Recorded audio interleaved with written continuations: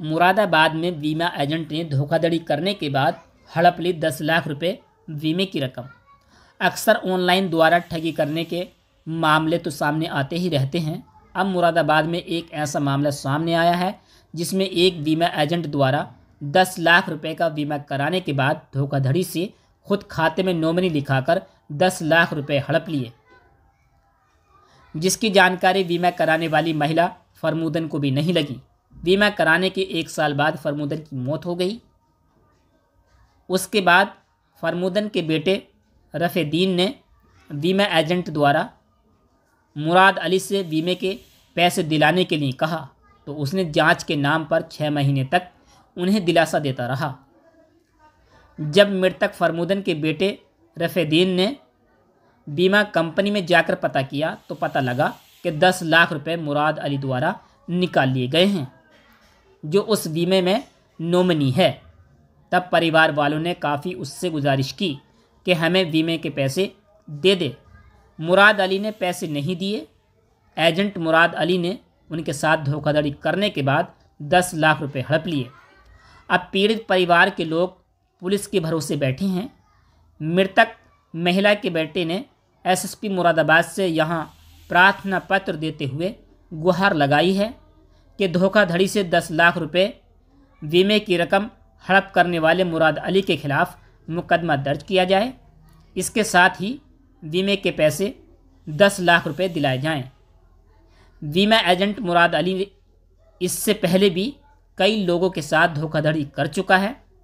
अब सवाल पुलिस के इकबाल पर खड़ा होता है, आखिर पुलिस ऐसे बीमा एजेंट के खिलाफ क्या कार्रवाई करती है, तो आने वाला वक्त ही बताएगा।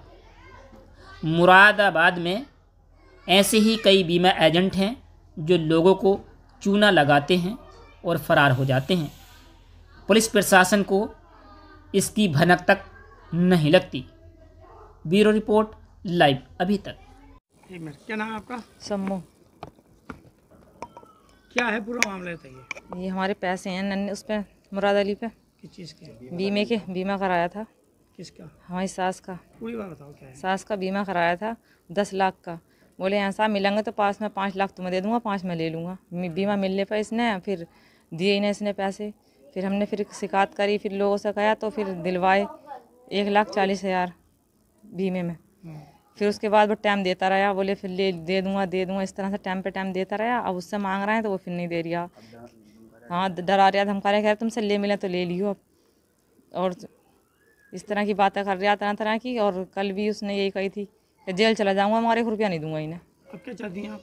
हम ये चाहते हैं कि इंसाफ मिलना चाहिए। अगर 10 लाख है तो हमें 5 तो मिले। पुलिस से शिकायत कर दी? पुलिस से शिकायत भी करी थी कल इसमें। पुलिस क्या करेगी? पुलिस ने भी कुछ नहीं कहा। पुलिस ने यही कहा था, बोले ऐसा इनका फैसला हो जाएगा। अभी तक कोई जवाब ही नहीं है फैसले का। बीमा चल लिया था हमारी सास का। अच्छा। हाँ, किससे कौन जमा करता था? हमने दी थी उन्हें, वही जमा करते थे, पैसे हमसे लेके जाते थे। चिटिंगबाज इंसान है वो। अब धमकी दे रहा हमें। शिकायत की कहीं आपने? हमने कही थी, लोगों से भी कही थी, यहाँ भी कही थी, और इतने कहने के बाद भी 1,40,000 रुपये दिए हैं हमें। अब हमने फिर दोबारा से कहा, पुलिस में भी गए हम, तो इन्होंने ये कह दिया कि चलो हाँ मसला हो जाएगा, ये निपट जाएगा, ऐसे कहकर टाल दिया। और हमें अब लोग वो नहीं दिए, कोई जवाब नहीं मिला हमें बिल्कुल भी। क्या है पूरी बात बताइए जरा। हमारी सास का बीमा चल लिया था इनके पास, किस्तें हम जमा करते थे उनकी, और मिलने के बाद में हमें पैसे नहीं दिए। आधे आधे मिलने चाहिए पैसे, इंसाफ मिलना चाहिए हमें। आधे हमें मिलें तो आधे उसे मिलने चाहिए। और हमने ज़्यादा कहा तो हमें धमकी दी जा रही है कि तुम्हारे पैसे तुम पे लगा दूंगा नहीं मैं। तो पैसे क्या नाम है आपका? रफ़ेदीन। क्या है पूरा मामला? मामला ये है कि हमारी माँ का बीमा चल रहा था और उस आदमी ने जिसके पास हम जमा करे है वो हमसे किस्तें लेता था और वो ही जमा करता था हमसे।